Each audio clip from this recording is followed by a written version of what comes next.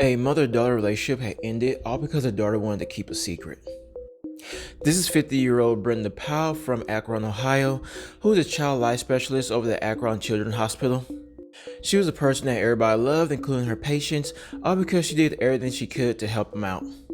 But all of that changed in March of 2020 when she lost her life due to a break-in. Police had received a phone call to do a wellness check on the Brenda Powell resident. When they got there, they noticed that the house was in disarray. When police had arrived at the residence, they noticed the window was broken as if somebody had broken into the house. And when they managed to get an entry inside, they found Brenda's body badly injured, along with her 19-year-old daughter, who was hysterical, saying that somebody had broken into the house. Due to her injuries being so severe, she had sadly lost her life that day. They noticed that during their investigation that the story that Sidney had gave them about somebody had broken into the house didn't match up with the scene that was being told. Because as they did their investigation, they noticed the scene was a little off because the window that was supposedly broken in, all the glass was on the inside and not on the outside. And as they continued doing their investigation, they noticed that the scene looked a little staged than anything else. And as they dug a little deeper, they came to find out that their suspect was the person that was closest to Brenda. Because Brenda didn't lose her life to a burglar, she lost her life to her very own 19-year-old daughter, Sidney Powell. And her reasons for doing it was because she wanted to keep a secret from her mom that she was too ashamed for her to know about. Sidney Powell attended Mount Union University over in Ohio, which is about an hour away from Akron, Ohio. The reason why she picked that school is because one, it was closer to home, and two, she also received a full ride scholarship to that university. Now, even though Sidney attended all of her classes as well as participated in school functions, the only thing that was going on with her is that she was not able to keep her grades up. In the fall of 2019, she was told to come to administration office to discuss her enrollment in school, and they told her that since her grades were low, that she would have to be suspended from school. Now, even though Sidney knew she was being suspended, she did not tell her parents what was going on, and so she pretended like everything was hunky-dory. Where after her winter break, she went back to school on January of 2020 and still pretended that she was enrolled in school, and it took the school a while to realize that she was still living on campus, and so they came and told her that she had to leave out immediately. Sidney ended up moving back home with her parents, but then I told her parents that there was a problem with her living situation at school and that she can just continue all her classwork from home. And so instead of going to class, she would make up excuses saying that class were canceled or she can do her classes online.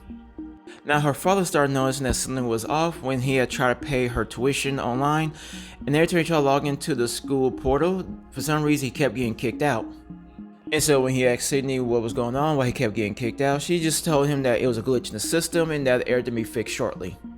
So he decided to call the school to try to pay her tuition, and that's when he found out that Sidney was no longer enrolled in school and that she was actually suspended. So after hearing that his daughter was suspended from school, he went ahead and asked them how long is she suspended for, and they told him, you have to ask your daughter. So he went and talked to his daughter and told her like, hey, don't worry about it, this is something we can figure out, just take time you need and we can figure this out as we go along. Now, while he was at the house talking to his daughter, Brenda was also trying to reach the school, trying to get information about what's going on with her daughter at school. And so she left a voicemail for the school for them to call her back so she can talk to him. So when Brenda arrived at the house, she noticed Sidney was there too, and so they sat down and started talking. And that's when Brenda's phone had started ringing, and it was from the school itself. Brenda went ahead and answered the phone, and when she found out that it was actually the dean of school that was calling her. And before they even started a conversation, all they heard was a loud scream and a thumping sound that was going on in the background. And shortly afterwards, the line had went dead, and so the dean had tried calling back, and the administrator went ahead and called the police department to just do a wellness check on him.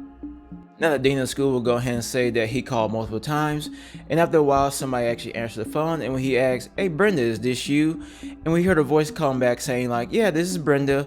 But he started noticing that it wasn't Brenda's voice, it was actually Sidney's voice, and when he confronted her about it, she hung up the phone on him. So with this information, Sidney was arrested for first-degree murder and tampering with evidence. During the trial, her defense team hired 3 expert psychologists to say that she was diagnosed with schizophrenia and that the attack was due to her psychotic episode. The prosecutor would get their own expert saying that she did not do it because of the psychotic episode, because due to the level of cover-up that she's trying to do, she thought all this out and it was not due to the psychotic episode. In which they are right though, enough for the person to experience a psychotic episode, they cannot tell the difference between right or wrong during the time that they are committing a crime or going through a psychotic episode. And the fact that she hit her mom over the head with a skillet several times and then went to the kitchen and grabbed a knife and continued to knife her afterwards, they came to the conclusion that she had thought this out. So after the lawyers gave their closing statements and the jury was able to go deliberate, they came back with a guilty verdict in which they gave Sidney 15 years to life in prison, where she'd be eligible for parole after 15 years.